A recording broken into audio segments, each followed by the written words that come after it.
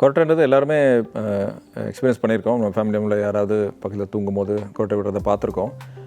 மூக்குலேயோ இல்லை தொண்டையிலையோ ஏதாவது அடைப்பு ஏற்படும் பொழுது அந்த மூச்சு வந்து சீராக போகாமல் இருக்கிறப்போ இந்த மாதிரி கொரட்டை சத்தம் கேட்குது.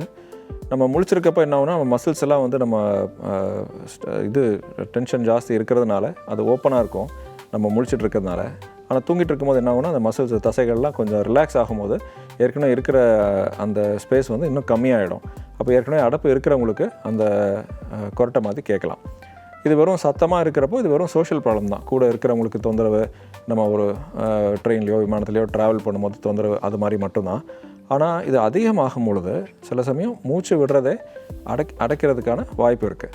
அந்த மாதிரி இருக்கிறப்போ நாள் பட இதே மாதிரி இருந்து அதை நம்ம ட்ரீட்மெண்ட் பண்ணாமல் விட்டால் ஹார்ட் ப்ராப்ளமோ இல்லாட்டி ஸ்ட்ரோக்கோ அது மாதிரி பிரச்சனைகள் பிபி அது மாதிரி பிரச்சனைகள் வர்றதுக்கான வாய்ப்பு ரொம்ப அதிகம்னு ரிசர்ச்சில் கண்டுபிடிச்சிட்டாங்க.